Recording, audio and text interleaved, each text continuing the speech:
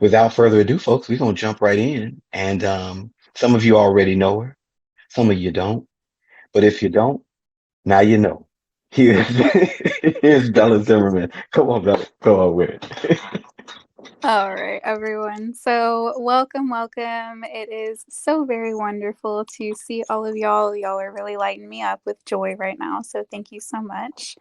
And what a very, very brief overview, just again, so I'm not rambling because y'all know I ramble just a little bit. Me too. I'm gonna try and talk succinctly. It's fine. But we as a society, if you hear me talk about it, I focus heavily on trauma, whether that is childhood trauma, whether that is adverse experiences in the teenage years and the late years.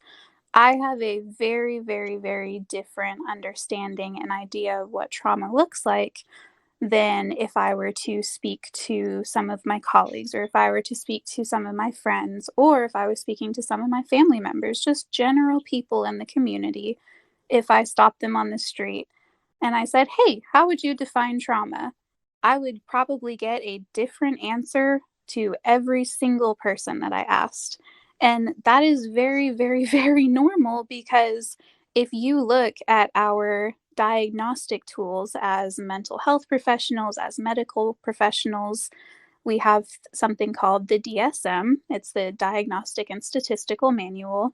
And privately, just to give y'all a little heads up, as mental health professionals, we see the DSM as something that is a guide, right? Because if I'm looking at a book and I can see a list out of symptoms, and they're like, if they meet 3 out of 5 of this criteria, that means that they 100% have this mental health disorder. And that's not always the way that life works, of course.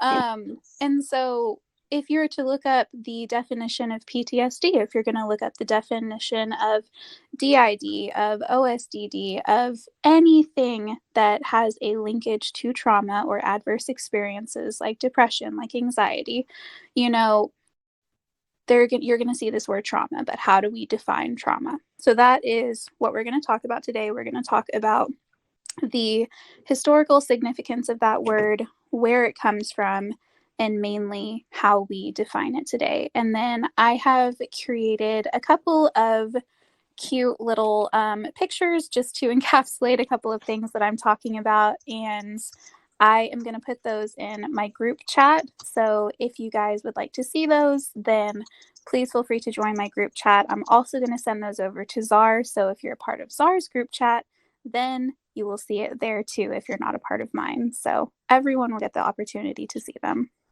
Awesome. So we'll go ahead and get started. So the general definition of trauma, as we understand it, came up in the DSM 3. And trauma, as a historical term, derives from the Greek word for wound. And that kind of gives you a good idea of how we understand trauma. It's this deep wound that has registered on our body, on our brain, on our emotions, on our soul, some might say. And if that is the context that we're going to approach this, which I think it is the most fair and unanimous one, let's think about trauma as a wound rather than what we as a society term trauma, or how the social media that we consume portrays trauma. Let's just think about it as a wound. So, trauma refers for me to as the psychological and emotional response to a deeply distressing or disturbing event. Historically, we thought of it as, oh, well, soldiers coming back from war are going to have trauma, or someone who has witnessed a very violent or even a death in front of them, a violent altercation, they have trauma. But then things like, the two towers falling in America, maybe you didn't see someone pass away, or maybe you weren't right there in New York, but you lost someone as a result of that. or you were nearby in, like New Jersey, let's say, or somewhere close, and you realized that you were supposed to fly that day. Mm, Anything in that sphere of saying, I'm now a adjacent to a trauma or a secondary trauma or anywhere close to it, I'm still going to be seeing the exact same effects as someone who was physically there. They are still having those flashbacks. It is still negatively impacting their lifelong experience if left untreated. So, how can we recognize that as professionals? How can we recognize that as medical personnel, as mental health personnel, as social workers? So, I'm going to talk a little bit too about some of the uncommon ways that we can look for trauma, because a lot of people, whenever they are in rooms here on circles or whether they are in a individual session, they're like, hey, like, I've never been through that. Like, I definitely don't have trauma. Or I really don't like that term. Like, I'm not a victim. And I'm like, okay, well, I hear terminology here. It might not be terminology that I necessarily agree with, but I'm going to respect your boundaries. We don't need to call it trauma. But I'd like to hear why you use those words. Do you think that trauma, because you have trauma, you are inherently a victim of something? Or mhm, are you terming the term trauma as something that is so above that has to be a truly, outlandish or adverse experience that you can't recognize your own suffering? Because that is informative to me as well. That says, hey, I see someone who might not be giving their emotions and their experiences the weight, the respect, the gravitas that they deserve. I see someone in front of me who's saying, "Oh, that's something for other people, but I'm okay." Or "I'm strong," or "I'm fine." And I know that this will come up later, once I'm finished presenting, but I know that without even asking the room, we have all been there. We have all put on a mask of, I'm okay, even though I am deeply hurting inside. And for most people, that is where our trauma response begins. It's by our body or our brain registering that pain, registering that discomfort, or registering that unease, and us pushing it away. And I will get into this because this is going to be a series. The next ones in the series are going to be talking about the neurological effect of trauma, the physical effect of trauma, and then how do we heal from trauma. But the first moment that we begin to push away our own pain and our own experiences, that is whenever the neurological impact of trauma begins. Because we are now sending a signal to our body that says, hey, brain, me talking as the body, hey, brain, Bella's really stressed right now. I am going to jack up her heart rate. I'm going to jack up and shorten her breathing. I'm going to increase tension in her body so that she is wound tight like a spring, so that mm. whenever that scary thing hits the fan, she is ready to jump. She's ready to move. She's ready to react. But then my brain is now telling my body, oh, no, no, no, no, no. You're just overreacting. You need to calm down. You need to stop. Because that's what my logical brain is telling me. I'm now creating this disconnect between my physical body and my neurological and logical brain. So now there's confusion between the brain and the body. And this disconnect is where dissociation happens. The body is experiencing so much overwhelming pain that the brain's only option is, I have to detach from this experience. I have to step away from this in order to live through this. And by the way, dissociation is, you know, A lot of people struggle with it. A lot of people, regardless of whether you have an identifiable specific mental health condition, most of us have had some dissociation symptoms. But if you are hard on yourself, understand that whenever we have trauma responses, the large majority of those responses are just our body's way of coping. It was just what helped us survive in the moment.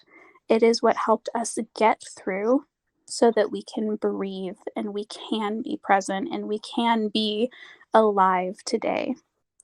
And as I'm speaking during this session and during anything afterwards, please remember too that whenever we have survived trauma, or someone who has survived trauma, what they need more than anything else is validation and love and patience. Because after all of this time of there being this huge disconnect, of this logicalness coming in, but then our body telling us something different, we as trauma survivors are already confused. I don't need someone else being like, oh, well, have you thought about this? Well, have you thought about this? It can be too overwhelming. Whenever your system is already overwhelmed, whenever you are already wound tight like a spring for no logical reason, but there is a deep set emotional one, I don't need someone telling me what they think. I don't need, obviously not not dismissing medical and mental health professionals, but hey, we are not faultless too. But just sitting with someone who is in a state of pain and not shrinking away from their pain, not dismissing their pain, not trying to minimize their pain, but simply just sitting, being a physical presence, offering a hand to hold or offering a hug can be so much more powerful than having the right psychological advice or having the right philosophical advice. I think that so many of us, whenever we hear the word trauma, there is that knee-jerk reaction. There is that state of mind that says, oh no, I have to be on guard right now, and they've said this to me, this word is serious. And hey, it is. I'm not here to say that it's not, but you don't always have to be perfect to be valuable. You don't always have to have the 100% right thing to say in order to support someone. So I just want to make that very clear too, because I know that not everyone coming into this room is suffering with personal trauma. Maybe you have a mother or a father or a brother or a sister or a cousin or any loved one in your life, and you're here for them. You're looking for support for them. You're looking for information for them. And if that is you, know that you are doing something truly wonderful for them, by the way. But to continue, a lot of other questions that I get is, okay, I've heard these terms, these diagnoses, whatnot.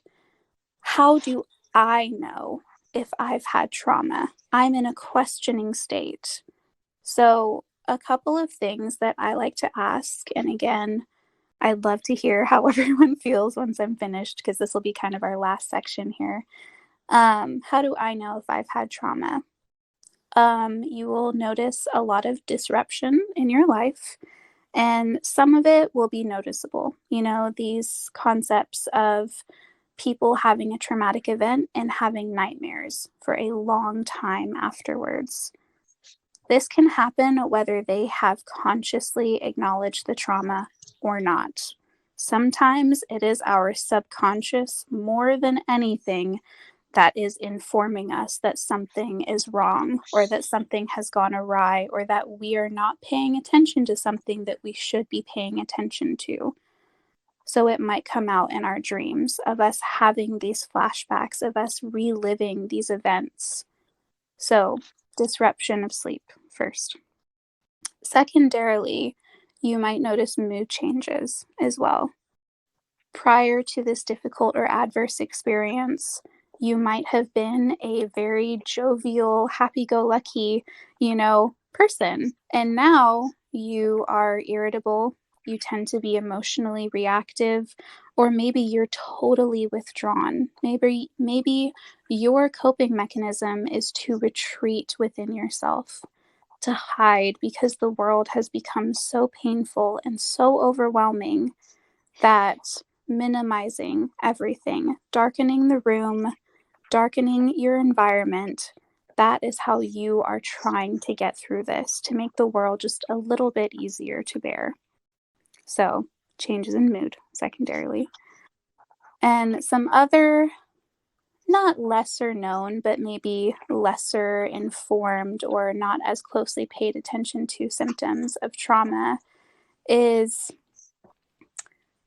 this concept too of the other side of it, which is instead of, having anger or irritation or apathy, you are now choosing to be distracted. You are upbeat all of the time. You're going to the gym, you are eating right, and you're busy, busy, busy, busy, busy, busy. You're taking on more responsibilities in work. You are trying to be more engaged with the people around you. And sometimes this happens because that distraction is what is preventing us from truly acknowledging the pain that we're in. There are so many ways for us to cope. There are so many ways for us to escape from reality, and distracting ourselves from reality is it happens in so many ways. Maybe you distract and detach from reality with the use of alcohol, with the use of substances, with the use of sex. Maybe you are going out and partying, and this overrun of your system of this loud music and these bumping sounds and this overwhelming, that's what you need because it's such an immersive experience that you're not thinking about anything but the current moment. Because whenever you have those moments of silence, whenever you have those moments of peace and tranquility, it doesn't feel peaceful. It doesn't feel tranquil because now you're coming back into your body. You're coming back into your psyche and you're realizing that you're in pain. And the second that that pain hits, the second that that discomfort hits, you're back again and you're like, I have to distract myself. And I hope that me saying all of this too, and I'm going to open up the floor to questions after this, but, I hope that me saying this, it is not designed for you to look at the world and see trauma everywhere, or for you to look at yourself or the people around you and to see trauma everywhere.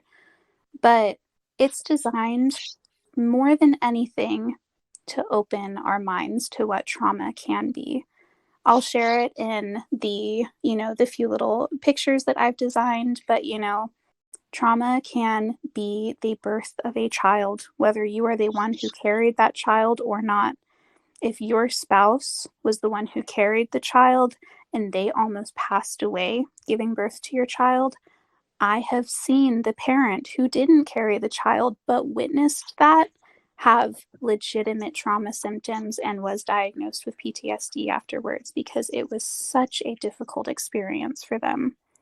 In the same breath, people have had trauma and PTSD diagnoses from things that they witnessed working in COVID hospitals and medical professionals.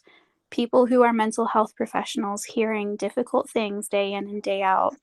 Cumulative trauma is something that can happen for them simply by hearing other people's stories. Is so overwhelming, it's built up, and they have that burnout.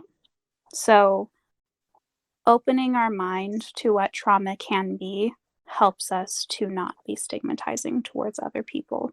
And I think that that is the main takeaway that I want for everyone today is if someone comes to you and approaches you, that you're able to check your biases at the door. You're maybe able to check your stigma at the door and just listen. Just listen to their experience. Just validate their experience and offer, I'm not going to be the person to abandon you. I am not going to be the person to say that you're broken, or I notice that you're different now. Oh no, I went through something horrible. I'm different now? Really? Like, come on. um, all right, so leaving it there. Liz, I see your hand. Go for it. Thank you for that explanation. There isn't a time that I wasn't traumatized from the time my brother tried to kill me, my sister tried to kill me, but I function using medication of the wrong kind. But nothing has hit me since August 5th when the guy I loved walked out. Someone I loved, for better or worse, and I've been nothing but judged. Judged. I should be grateful. The first person, when you abuse, you should be grateful. Judged, judged, judged, judged. And I have functioned to the best of my ability until today. Yesterday was Thanksgiving, and I'm not allowed to drink. Should I add that? Today was the day after Thanksgiving, and I was told to go into an office where every client was closed.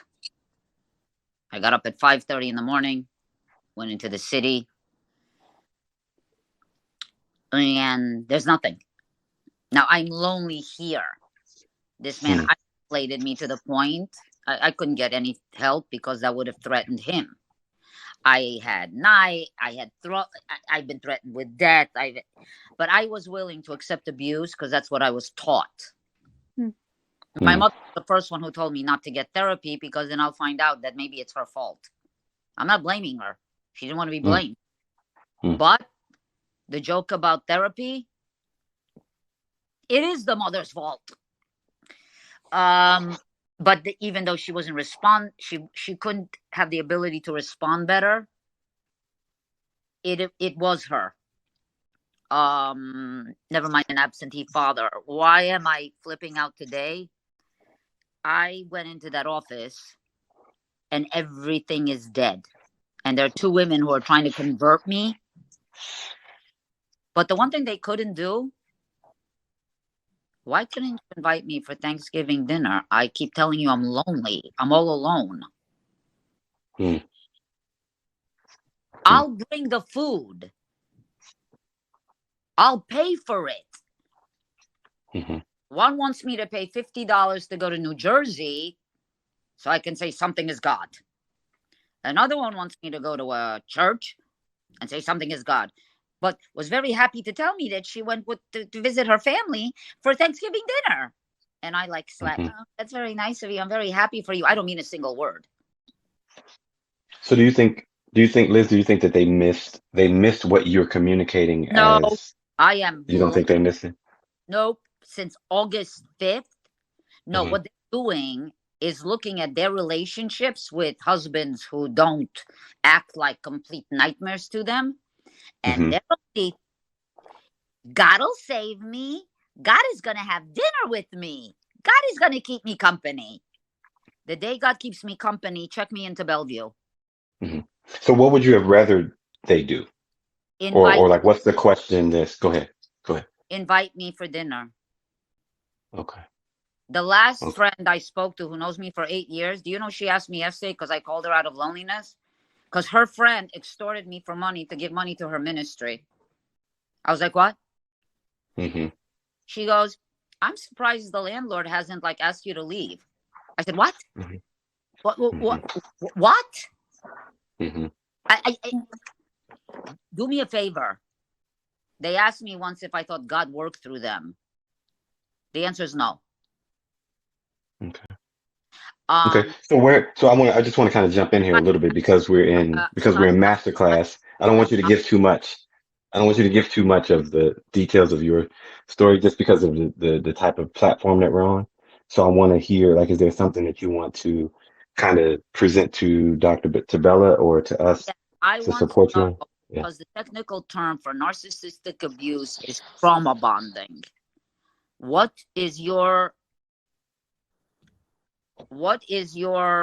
definition of trauma bonding? Because they claim that it's not really love. I'm trauma bonded to the narcissist, and I have fired 5 therapists at $300 an hour a pop. What is Okay. your definition of trauma bonding, if you Yeah. have one? Yeah, absolutely, Liz, for sure. 100%, by the way, that you have you have every right to be upset for everything that you shared, but just focus in specifically on the question of trauma bonding. Whenever we are in adverse experiences, let's say trauma bonding existing in the sense of two people who have experienced refugees, they are experiencing war or strife in their home country. They traveled together through that situation. They were there for each other because they were going through a similar situation. This concept of trauma bonding is we are bonding simply because you are the person who was there at the time. You were the person who was able to understand me the very best because you were going through it at the same time. But whenever you remove the shared experience, when you remove the memories, or you are able to distance yourself from the scary or adverse experience, you realize later that all of this attachment, all of this bonding, all of these endorphins and things that you were feeling, they aren't actually there if you take away the adverse experience. Or if they are there, it might not be to a romantic degree.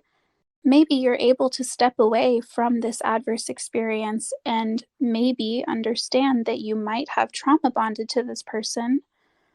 Yes, we may have been in a sexual or romantic relationship, but I realize now, after having the time to heal my nervous system, after having the time to connect in with my body and my soul, I don't actually find myself romantically attracted to you. That's one example of trauma bonding.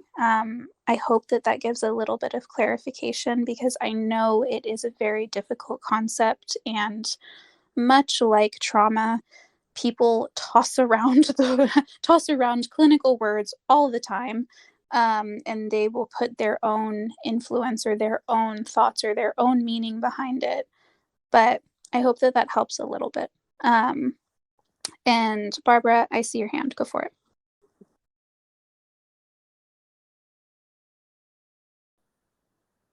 And Barbara, just in case you are talking, you might be on mute. I unmute.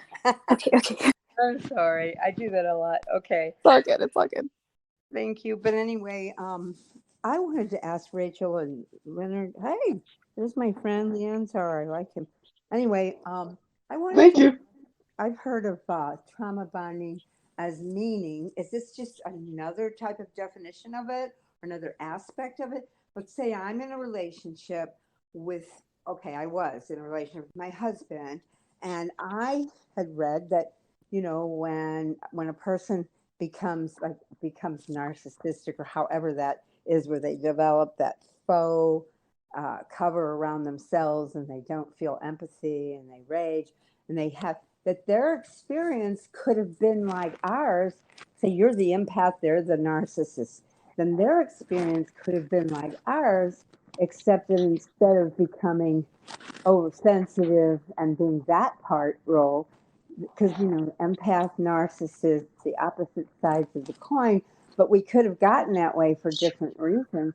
So isn't it possible me trying to fix him and finding a way that my love, well, he's been through something like I've been through, because narcissism can be caused by abuse or entitlement, and therefore if he's been through some kind of painful abuse like I have, then I feel for him, and I'm going to try to help change him and fix him. Is that a different kind of trauma bonding, where you feel responsible, you feel him even though he's a narcissist and rages at you? Yeah, Barbara, that's a really, really, really good question. How I would personally think about that, and again, I can only offer my own experience in education. So if Czar has another addition or a totally contrasting opinion, I absolutely want to hear it. Thank you. But how I would hop into that is I personally would not necessarily class that as trauma bonding, Okay. only for the fact that how we understand narcissism and how we understand narcissistic attributes. But let's focus in on diagnosable narcissistic personality disorder. Yes, they are able to feel certain things. Like that's absolutely not in question. However, whenever they are feeling things that we would class as pro-social behavior, as in things that invite other people into our lives, make it easier for us to interact with people, like joy, like happiness, like empathy, those are things that people who have NPD will typically struggle with. Anything relating to that pro-social behavior, which is why it is very deeply difficult for them to bond, deeply emotionally bond with other people or with animals. And so I wouldn't necessarily class it under trauma bonding because it's difficult for them to bond on a Oh, I thought it was baseline. mean. I'm sorry. What you just said was very interesting, and you said, but I was more talking about my bonding with him, Mm-hmm. like finding Yeah. reasons not to leave him, even though he was horribly abusive emotionally and verbally. Yeah. And I would say I felt that my love could change him, or that I could help him because I was feeling for him, empathy for what he might have gone through to become a narcissist. Because Hmm. sometimes it can be from abuse, from what I've heard, and entitlement, or entitlement. Yeah, it absolutely can be. Some people exhibit these behaviors from the time that they are very young, or it is something that is a learned behavior. Yeah. But the trauma bonding, again, it's just one of those things. I don't think I'm able to say for certain in this moment whether I would personally class your bonding and your willingness to go above and beyond for him as trauma bonding, Okay. because from how I'm hearing it, Barbara, Yes. it's you loving someone else and it's you having deep-seated empathy for another human being. Oh, But thank yeah, but that is because you see that you're able to give him the benefit of the doubt, or them, give them the benefit of the doubt because you're able to feel things like empathy, because you're able to acknowledge, hey, you might have this because of something difficult that happened in your life. I feel for you. you. But yeah, I don't always want to say clinical terms or clinical words to Hmm. describe something, because what I'm Mm. hearing personally is empathy. Now, I'll also Oh, thank you. extend that to Czar, if he has a contrary opinion or even anything he wants to add. But that's just my personal thoughts on it. Well, thank Yeah, you. and I'll add to that, because it's not. I agree with what Bella is saying. Is that because we do have to be careful with trying to assign. Um, and I see this a lot. I see this a lot here in circles where we're trying to assign these clinical terms, like even like Bella was saying earlier. We're trying to assign clinical terms to things that are just people's experience. You being empathetic the way that you are, and maybe having these empathic abilities. Does that feel authentic to you? Oh, yeah. My Okay. psychologist said I was an empath, and I go, really? She said, yeah. Okay. Okay. That was But her that but that opinion. that feels very authentic to you. That doesn't feel like that's coming from a wound that you have. You mean the empathy? When you say coming from a wound, yes, there were a lot of woundings. My mother, I was a scapegoat of my family, of my big But family. right, but did that create your ability? Is that why you're being empathetic to others, or do you just find, no, I see others. I see what's going on with them. I see I what's happening see with them. others. I look for the reason. Hmm. Well, if this happened Hmm. to me and I felt that way, it's possible, and then I study it and I read that narcissism being caused by either abuse or Hmm. entitlement, and I had been abused, then I relate to the feelings of how bad it feels and how sad it is to go, Hmm. come from And abuse. yeah, Yeah. and there's some things that is just your ability to relate. To And what? then again, to relate, your ability Okay. to relate. And when you see, like, some of us, we have that, all of us have empathy, unless we're suffering from something like narcissism or whatever, it's kind of blocked. But Sure. for the most part, as human beings, we're empathetic beings. And so some things is just your character. And so Mm. sometimes the reason that we have a hard time leaving, that could be something else. It may not be necessarily, oh, I'm trauma bonded to him. And I wouldn't classify it as that either. That is a trauma bond. Sometimes we just, in some situations, we need to just process and see if this is where I need to be, if this is healthy. I can have empathy for you, but not necessarily be enmeshed in a relationship, significant other type relationship with you. Because sometimes I see people saying that they're just being empathetic, and when we really look at it, you're being enabling. Enabler? Yeah, yeah. Sometimes, and I'm not saying that Oh, that's that. you. Oh, I'm I not saying know that I that's you. was. I definitely was. I would cry every time he Okay, raped at me. I would sob, and I go, "Why can't I okay. just leave him?" Yeah, I enabled him. Okay, okay. Yeah, but it doesn't sound to me though, like I said, I 100% agree with Bella. Doesn't sound to me that I would classify that as trauma bonding. So, but Okay. thanks for that. Thanks for that question because I think that that's important Well, I that you brought that appreciate up. that. I appreciate your help. Thank you, Hmm. both Hmm. of you, both of your help. Hmm. Thank For you so sure. much for that, Barbara. And I 100% agree with Czar. It is wonderful to hear difficult or like off the wall questions like that because, again, talking about it more in as many different contexts as we can is how we learn, is how we grow and evolve these definitions. So, thank you for that, Barbara. And I see you, Peaceful Butterfly. Go for it. Oh, you good? I'm Okay, sorry, well, my mic wasn't muted, okay, so okay, I okay. No apologize. worries, no worries. Yes, ma'am. Blame it on the mic, peaceful butterfly. No, I'm just playing. Go ahead. Go Okay. ahead. Do you have a recommendation for a really good rehab that specializes in childhood trauma or dual diagnosis by chance?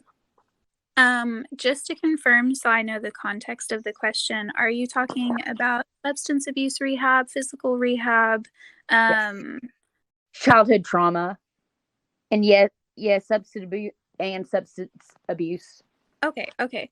So I would not know one off the bat simply because what I would know would be from Texas, but Well, I'm in Texas. oh, you are in Texas. Amazing. Okay. So there are a couple of rehabs that I am aware of that are very informed. I can send you them in a private DM if you send me a message. And in case anyone else might want that information too. Yes. But the one that comes off of the top of my head, and I can send you a couple more, but a company called Okay. The Right Step, and they're based in Wimberley, Texas. So, The what step? yeah, The Right Step. Oh, okay. Yeah. Thank you so much. Okay. Yep, no problem. Thank you so much for your question. And I see you, Syed. Sorry if I said that wrong. That's hot. Hi. Hi. Hey, Zara. Hey, Bella. So while you were talking about trauma, and I just wanted to see what you thought about this, Bella, is that the way I look at my trauma response was a reaction. And it wasn't necessarily, and I've been guilty of saying this too, that I was taught these things. But I don't really believe that I was taught it because there's thought behind being taught. I think I was more trained in the same way that dogs are trained Hmm. without any thought behind it. They're trained to respond to a clicker or keywords. Hmm. And so it was the same way for me that I was trained to respond to shut down when my parents told me to be quiet, or, as an example.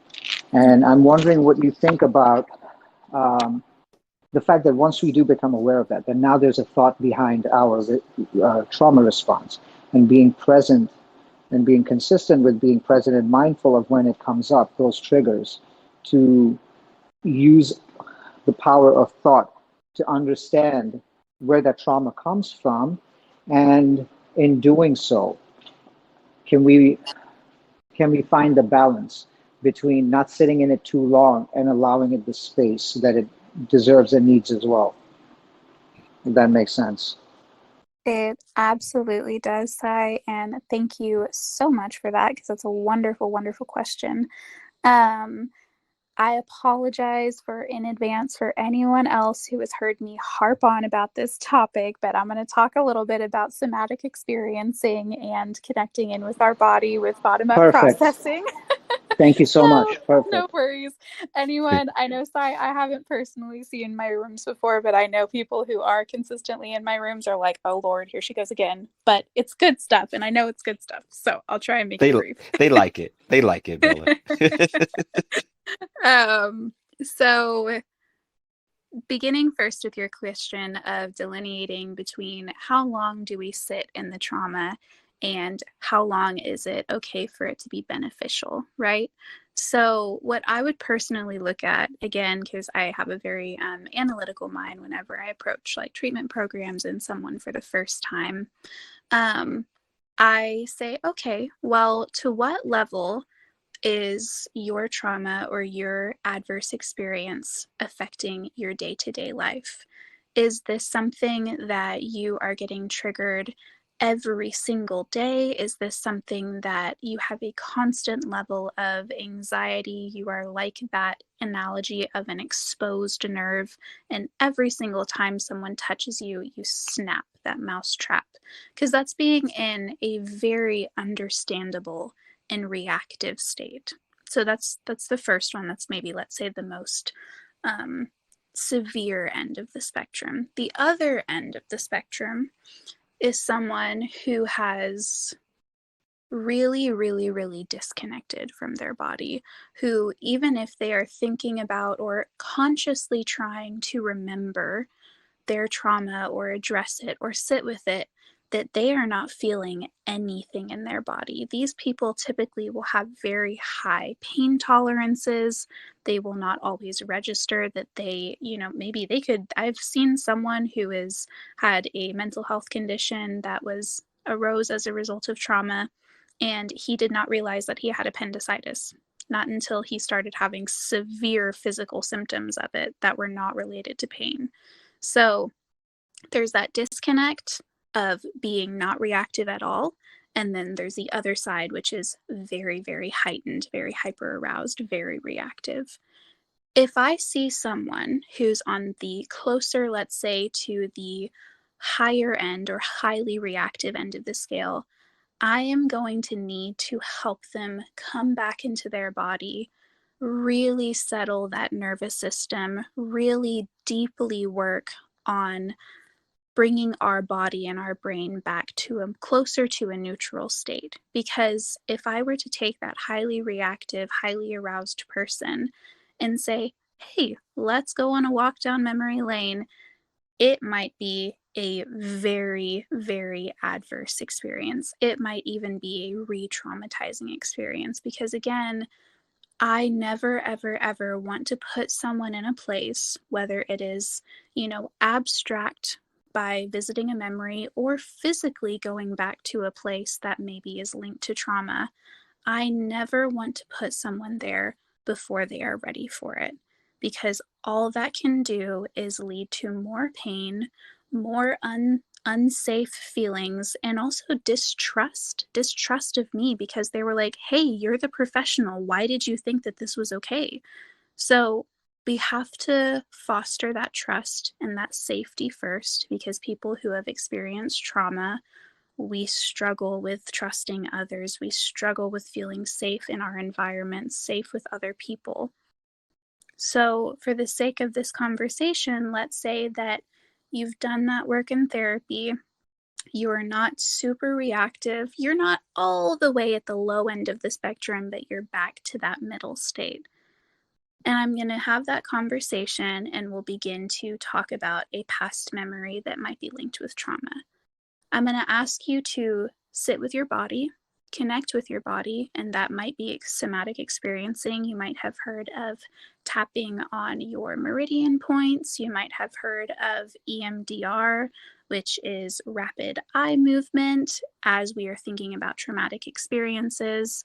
there is a lot of things that fall under the somatic experiencing umbrella. So really check that out if that's a new word for you, or a new term for you. But basically, to say succinctly, Sai, see where someone is at, register where they are on their healing journey. If I think that they're ready for that, I'm going to go in baby steps. We're going to spend 5 minutes or 10 minutes in that memory, in that state. Then I'm going to check in. How is our body feeling? I'm going to follow up with, how are you sleeping that week? How has your stress level been that week?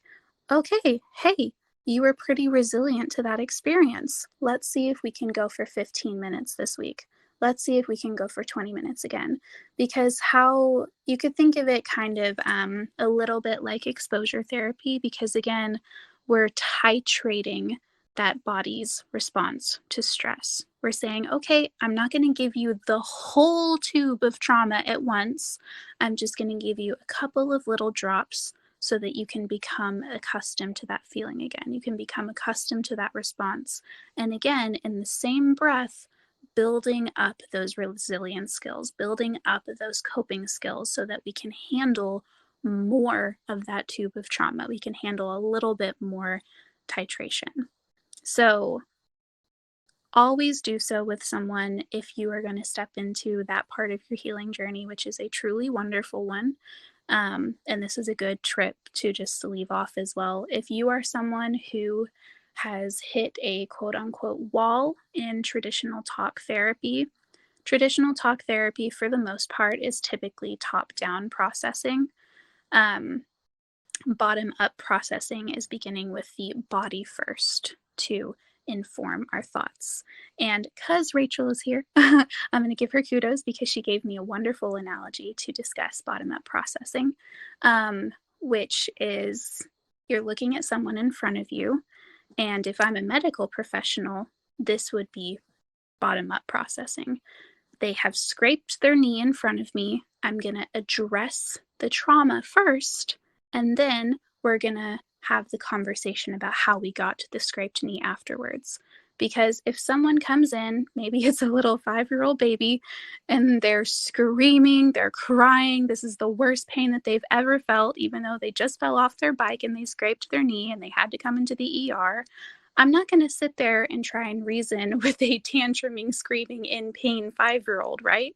I'm not going to sit there and say, hey, how is that making you feel? Do you think that your mom is, like that would be, the poor parents would be like, woman, what are you doing? Like, treat my child's pain, That's an illustration of why top-down processing does not always work with someone who is in a traumatic state or is in a highly reactive state, because their body it's not in a state that can be logically reasoned with. So if you've hit a wall in traditional talk therapy, look up somatic experiencing, look up bottom-up processing, look up trauma-informed therapy, because there is a difference, and there is a very, very valuable difference in those types of therapeutic techniques. And Thank you Rachel, so much, Bella. Oh, I yeah, appreciate the no insight. problem. And you had me at Somatic, so I'll be following you. And hopefully I'll be in some of your rooms going forward. Thank you. Well, you could go in the car and get me coffee and find it. Nice. All right. And Rachel, I see your hand. Go for it. Thank you. So I guess on the same topic of like bottom up processing, why do, and I put this term in heavy quotes, why do so many trauma informed practitioners look at and focus on CBT? So I should also preface by saying I'm not completely hating on CBT, although I do lean in that direction. I think if it's used for the things it is meant to be used for, it can be helpful. And with trauma, I think in the beginning, perhaps if somebody uses CBT as more survival so they can start functioning, that can be helpful. But then I feel like that just becomes avoidance and ends up blowing up in people's faces later. And I think what's so bizarre to me is so many, again, heavy quotes, trauma-informed practitioners lead to utilizing, cognitive restructuring and CBT when in actuality, and that's evidenceable, but when in actuality, my question is, who's even doing that research? Because if we look at trauma, especially stuff that happened in childhood where the brain hasn't had time to engage in that verbal processing and it's stored in the body, why is CBT often considered, again, heavy quotes, best practice for those who have experienced such trauma? Thank you so much for gearing me up to go on a tangent, Rachel. Love you for that. No, in all seriousness though, I like that you use the term in heavy quotations, trauma-informed therapy, right? Because, and I will do my very best to find this this YouTube video, but if I recall, it is from the Phoenix Center of Trauma, I believe, if you want to Google that on YouTube. And I actually was watching a video about this, and I'll give you my own thoughts, but he says it very, very well, and I will do my best to link that video again. But he goes into basically society as a whole, the culture as a whole, and mainly, let's say, in Western society, for the sake of this discussion, that we have overused the word trauma. And I know that probably sounds contradictory for me to say, because you're like, Bella, you just told us to be open-minded about trauma and that it doesn't have a solid one-size-fits-all definition. But a perfect illustration of this is if you look on any of these trash news websites, like, let's say, like, Daily Planet, or Daily News, or Daily Mail, or whatever it's called, they'll refer to a 14-year-old social media star losing her luggage as trauma. I'm like, really? Was it? It was gone for 24 hours. Like, it's this overuse once again of clinical or medical terms or mental health terms, that they have a purpose, they have a designation. And so because of that, mental health professionals, ones that maybe do not necessarily have a high level of ethics or a high level of morals, are calling themselves trauma-informed therapy whenever they have not done additional training. For me and myself, I am a child of trauma. And again, not speaking on my own experience just for the crack, as the Irish would say. I'm saying it because it guided me towards where I wanted to be in the mental health field. Because of that, my education was very different. I was actively telling my supervisors, my professors, the dean of my college, put me in as much trauma heavy courses as you can. I want to do clinical rotations in psychiatric wards as opposed to nursing homes. I want to be immersed in this so that I am getting boots on the ground experience, so to speak. And people who may have been practicing for a while, or they're just like, hey, I've had depression or I've had anxiety, I'm going to say that was linked to trauma. It may or may not have been, but they're operating on a base level education. Whereas people who identify as trauma-informed therapists, in my very humble opinion, at the very minimum, should be doing at least 6 months to 1 year of additional training to earn that term, because it is not something that is incorporated into the large majority of education for therapists or social workers or counselors or whatever mental health term that you have, unless you are like myself, who actively went after trauma-informed mentors and trauma-focused, professors and deans. They're not going to be able to give you that experience. They can accurately say, hey, I've worked with individuals who have trauma, or I have, worked with individuals who have X, Y, and Z mental health conditions, but that does not make them trauma-informed. So because Rachel brought this up, and I know that you have a very good understanding of this, but just in case anyone doesn't, it is okay to interview the mental health professionals and the medical professionals around you. If they're using words like somatic experiencing, like all of this, I'd be like, hey, casually, not trying to interview you or question your sources, but where did you do your certification? Where did you do your education? What is your definition for being trauma informed? How do you distinguish yourself as a trauma informed therapist? And if they are struggling to come up with those answers, or you have very clearly flustered them, hey, giving them the benefit of the doubt. Maybe they haven't been asked that question before, but maybe think twice, you know? Because people are tossing that term around, trauma informed, and it for, in my eyes, and again, this is just black and white thinking, but it is a very, very, very huge ethical issue, because for people who have experienced severe childhood trauma, adverse experiences, prolonged abuse, I mean, the potential for harm whenever mental health and medical professionals are not educated to the degree that they should be, or are offering advice whenever they have no business offering that advice because they don't have the experience and education and information to offer that advice, it's not an exaggeration to say that they are putting people's lives at risk.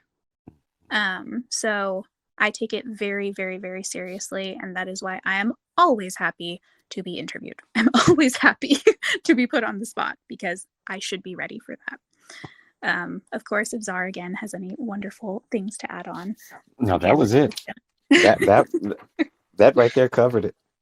That covered it right there. That covered it. Listen, you all, this has been wonderful. Go ahead, Barbara, real quick, and then we'll get out of here because I know we're over time. But go ahead, Barbara. If it's quick, and you might be muted. You talk. I do that all the time. You talk about losing their. You talked about losing their luggage, as like you said that could be, Bella. I mean, something as an example of someone telling you that's trauma, but you don't see it as a. Well, I've also heard this kind of people saying things like, "Well, to one person, them having they have a flat tire and they could get traumatized." Could that possibly, Bella, bring them back to something that happened, like a bad car accident related to a, in their, in their subconscious, some part of themselves where the flat tire led to a horrible accident? I mean, is there that kind of connection, perhaps? I'm just asking, Bella, or you. Yeah, no, for sure, Barbara. And again, great question. One that I'm very happy to answer. So I'm going to lean on that example of you using the deflated tire, or the flat tire, as a way to count that as a trauma, but maybe it is reminding or maybe activating or triggering them of a bad car accident. Because I think, again, when we speak in terms that everyone can understand, I think it really helps understand abstract conversations. So the distinction for me there is that the flat tire itself is not a trauma. Maybe in the moment they are identifying it as so, but what the trauma is the car accident.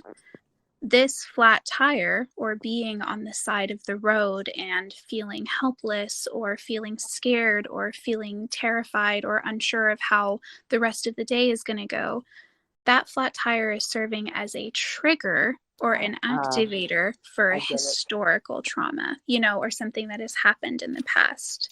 And I'll keep this brief, and I'll discuss it in our next series.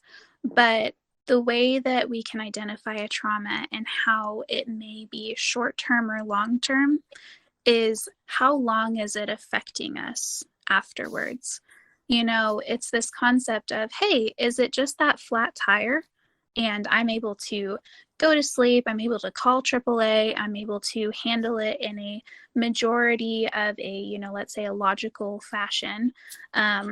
Or has that flat tire, I am sitting there and I am struggling to breathe on the side of the road because I feel like I am back at that car accident. That night, whenever I do eventually get home, I am consumed with thoughts of that car accident, of I'm not being able to sleep. I'm nightmaring. The following morning, whenever the situation has passed and logically I know that it's over, I am terrified to get in the car because, again, I'm transported back. So I hope that clarifies a little bit. But Rachel, I mean, not Rachel, Bella, you sound alike a little bit. You and Rachel to me. Anyway, I was thinking that you said what you're saying is when we're triggered, it's the memory of a feeling from a previous trauma that might be triggered by the fact that you're sitting on the side of the road after having a flat tire. And somehow you, just by virtue of that, could trigger you back to the memory of the feelings from the car accident. Yeah, for sure. Because it's not necessarily the trauma of the flat tire. It's what the flat tire reminds you of. Okay. If I could, in a nuanced definition, if you had a flat tire and for whatever reason, let's say that was a traumatic event for you, your focus in the following days would be the flat tire, the concern and the anxiety of getting the flat tire again, or that being a recurring thing in your life. Then I would say, okay, hey, this is an all-consuming thought of getting a flat tire again, and it is adversely affecting this person's life. Okay, hey, I've never seen it before, but this person is showing the signs of them having trauma. It's not up to me to decide if it is or isn't a trauma because I'm seeing the physical, mental, and holistic side of trauma in front of me. Regardless if we as a society want to recognize it or not, I'm seeing it in front of me. And it's not up to me to decide whether it's, that's a understandable trauma or not, because we shouldn't be making those distinctions as mental health professionals. We should just be treating it and calling it as we see it in simple terms. That was very good. Thank you.